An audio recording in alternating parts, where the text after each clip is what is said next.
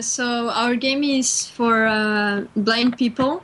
We based the principle is to listen to the music and different sounds, and the first things you do in the game is you listen to a sound and then you have to find it between a lot of sounds that are playing at the same time. The game I produced is called Bling Pong, and it's a very simple ping pong game. It's been basically you just play against an opponent, the AI, who just bounces back the ball. But it's been simplified, so you don't really have to aim left or right. All you have to do is just hit the ping pong ball at the right moment.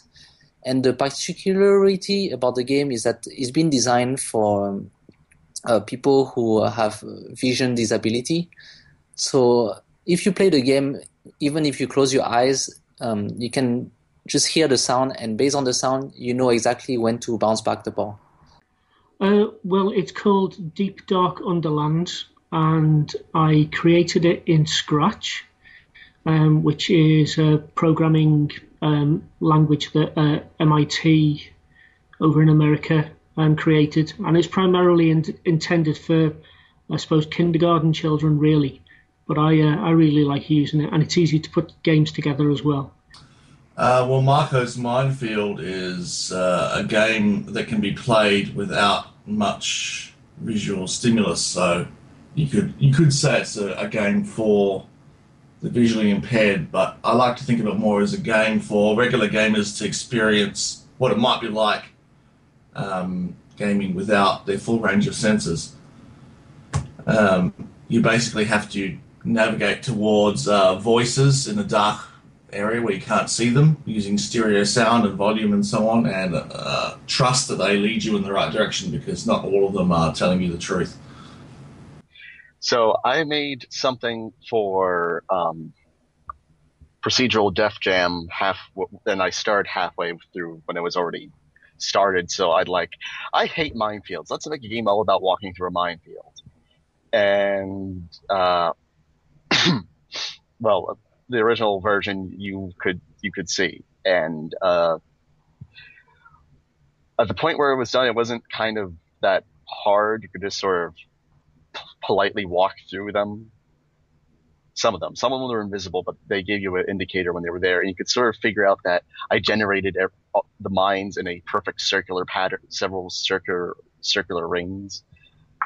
My intention with all my game jam things is to go back and make them more interesting, but I sort of jumped off into other game jams and a competition after that, so I didn't get time to get back to that. So when this jam started, I was already thinking I'm kind of sick of game jams, but like if it was between this and the public domain game jam, if they were about anything else, I wouldn't have participated in them. But the accessibility thing is something I sort of want to get into a bit more.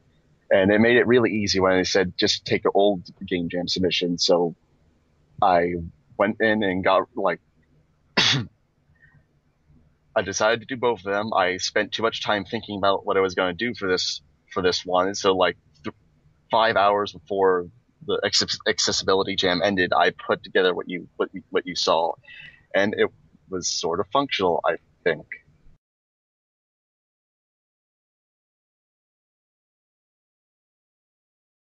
So this game's main target is for blind people, is what you're saying, right? Yeah, that's the main target, yeah. And is there a reason why you chose this? The reason I chose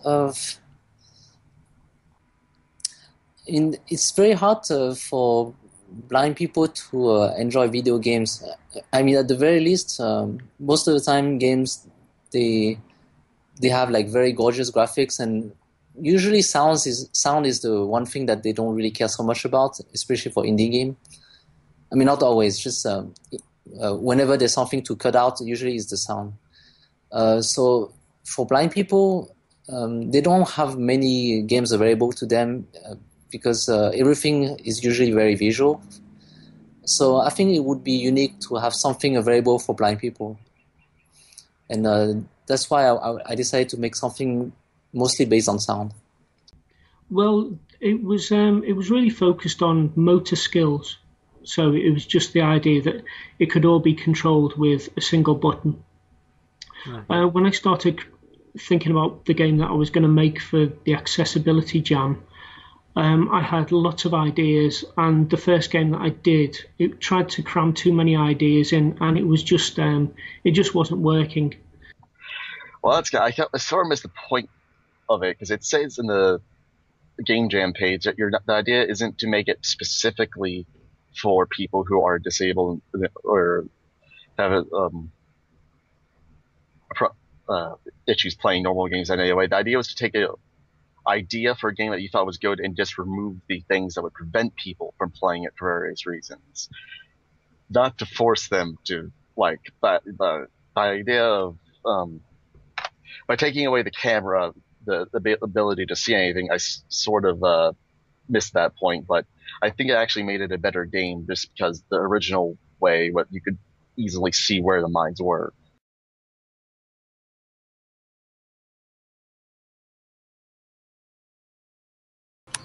At the first time, we want to create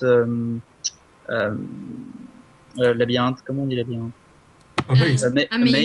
Maze game, but after some reflection, we think that the blind people will not be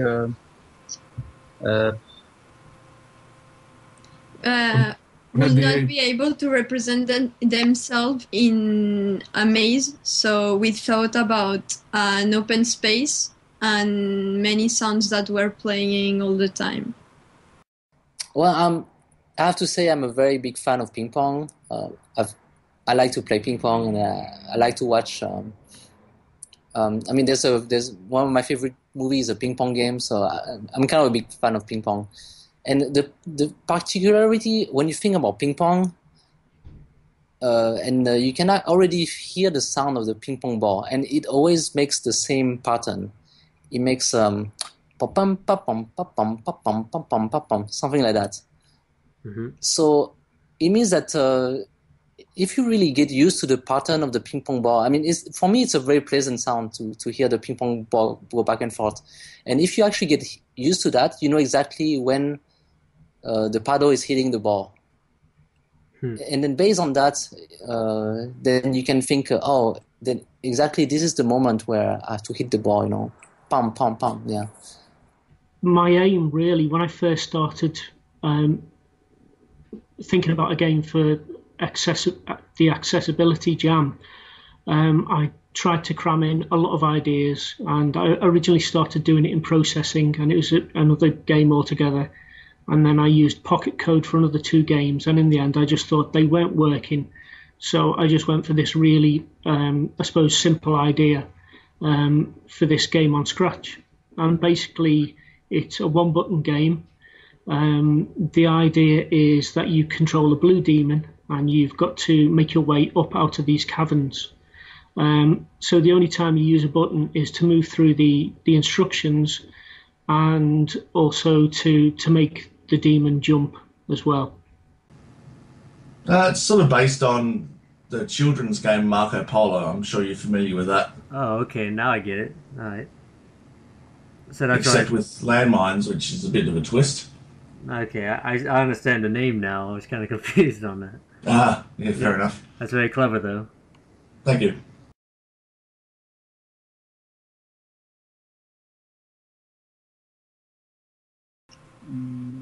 At first, it's to make a new experience.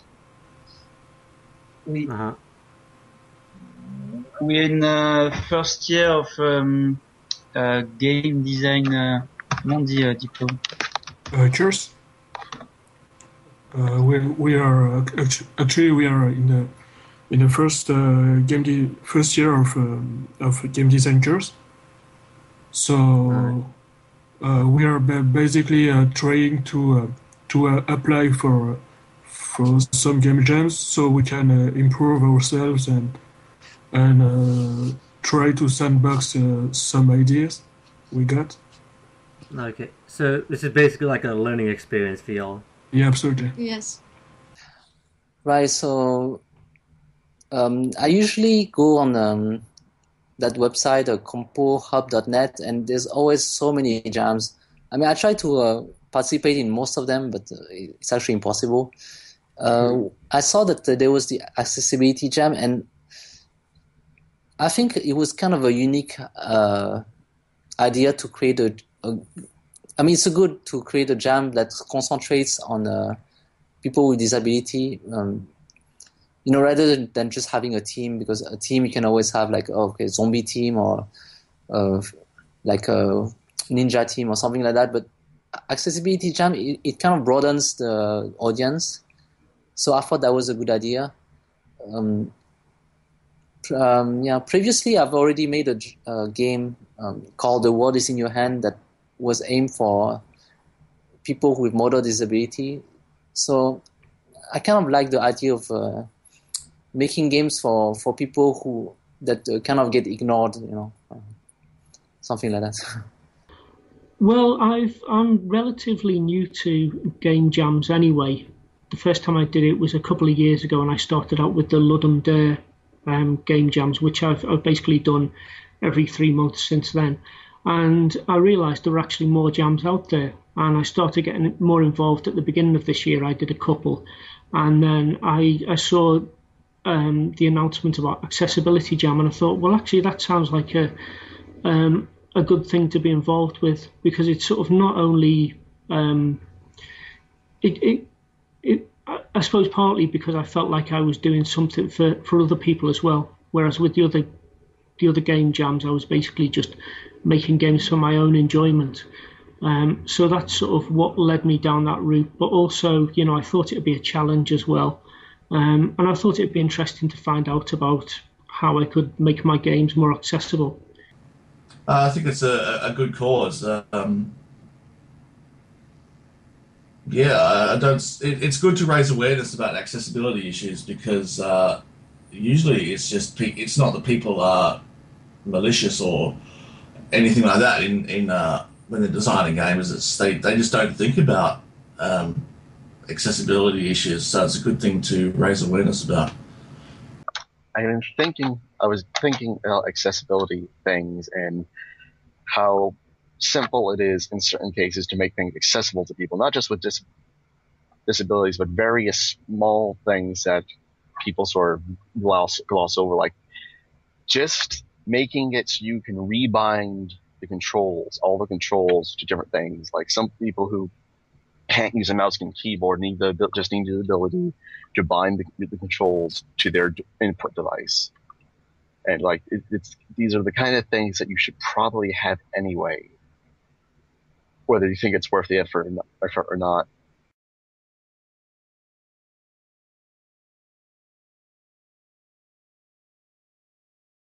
Yes, of course, because we can apply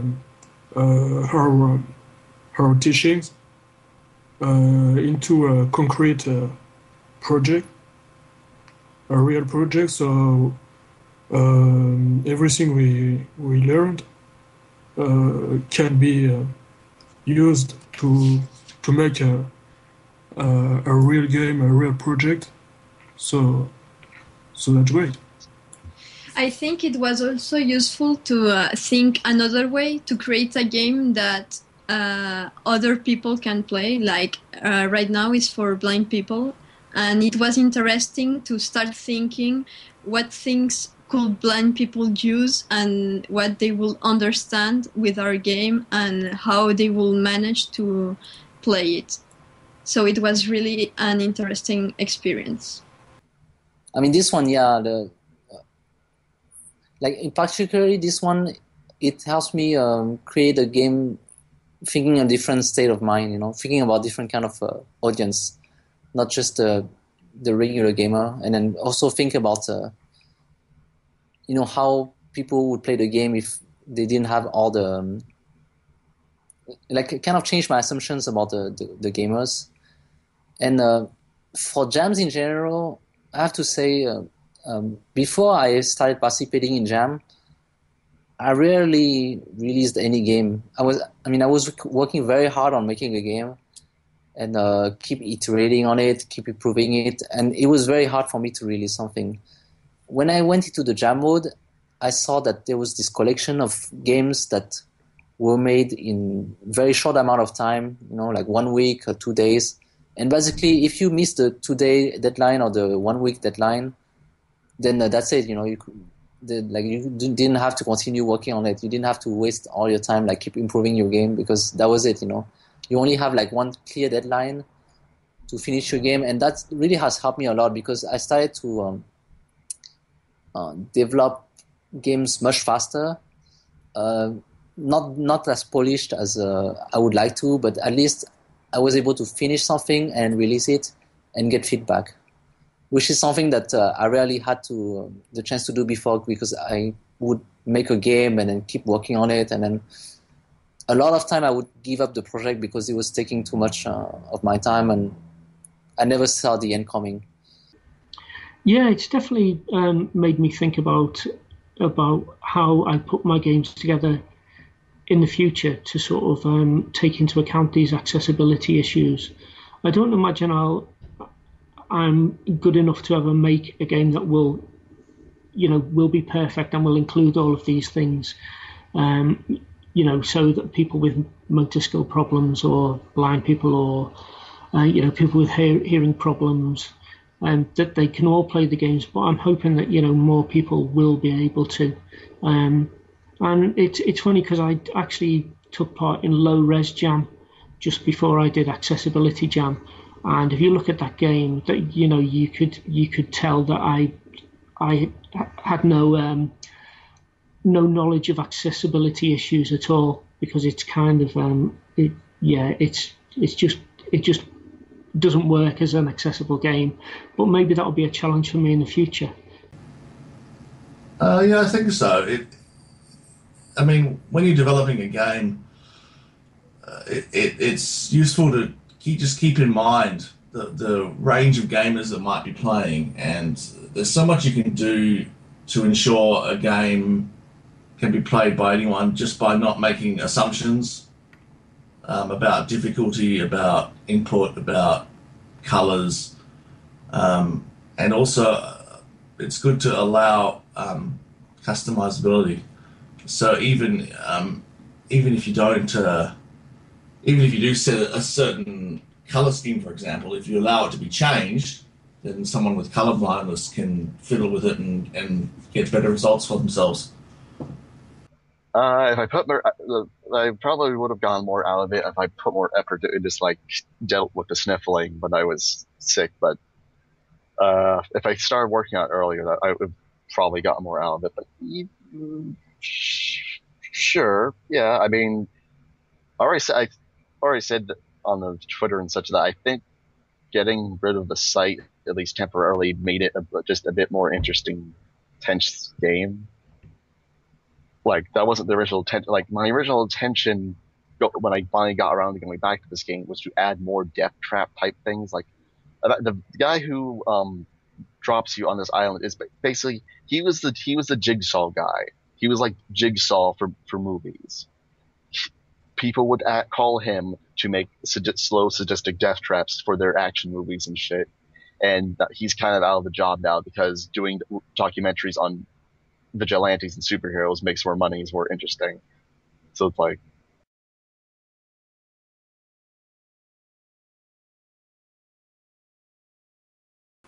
I think that DJam the problem is that the jam was targeted to people, not the big industry, and more to indie developers. So yes, we are concerned, and we think that everyone should play video games because they are interesting and they are fun.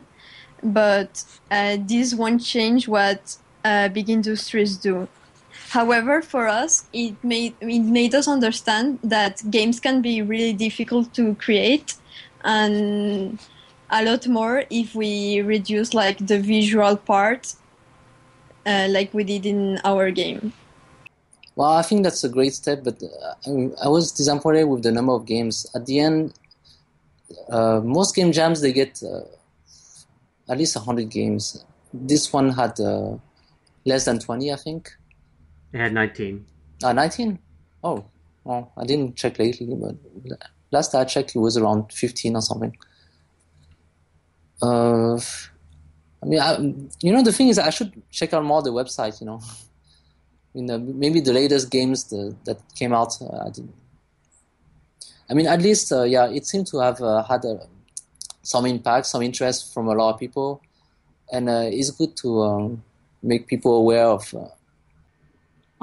Yes, I did. I really liked the games that I played on there. And it was great to see.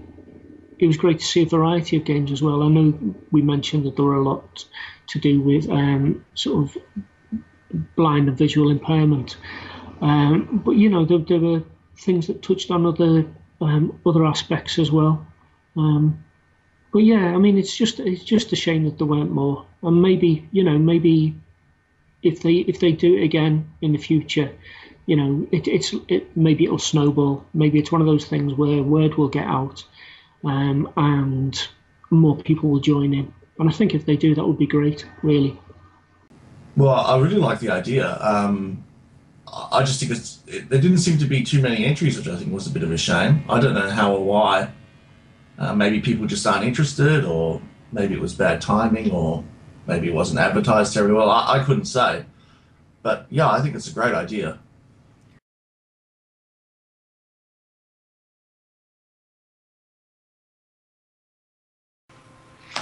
Well, I think that most of all, the viewers also have to be aware that people that cannot play video games, and it would be cool if they also participated in those jams or tried those games and try to give their own ideas to the developers to see how we can push those games to the real blind people.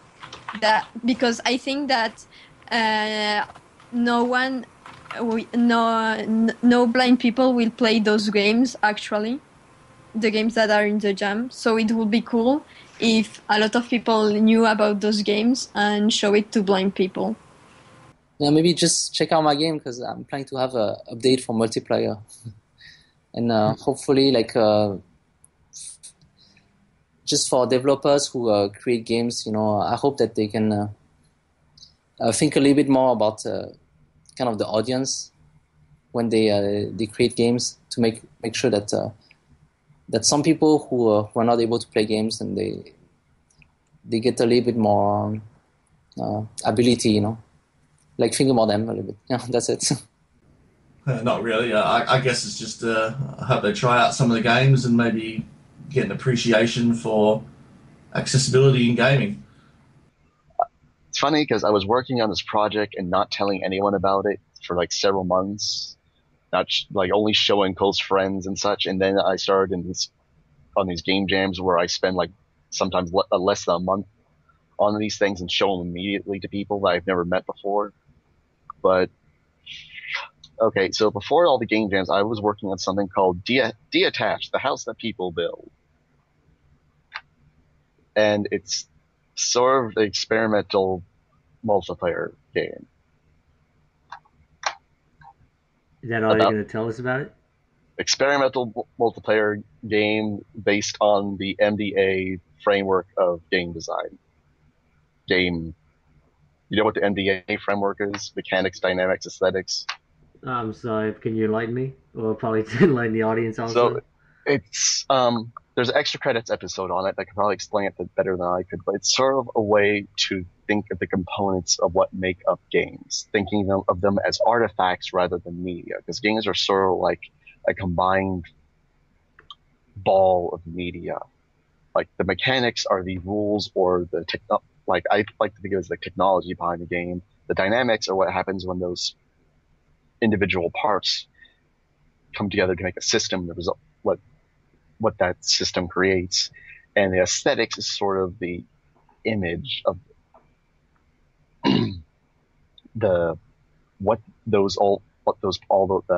all those dynamics come to create. Like you have I don't know, a game where you are a space marine. That image, that ideal of being a really heavily armored warrior who slays countless alien hordes in the name of the Emperor. Now, in a movie or a book or something, that image is created by, just by watching it or reading it. But in the game, you sort of have to support that image with the gameplay and mechanics and such. Otherwise, you don't get the feeling the game creates doesn't match what you're like selling the player. Like you're trying to sell the player that they are this mighty warrior. But just because you have this image doesn't mean all the working bits and pieces underneath the surface actually support that. So I'm sort of making a game that's based on that, but you couldn't tell by looking at it.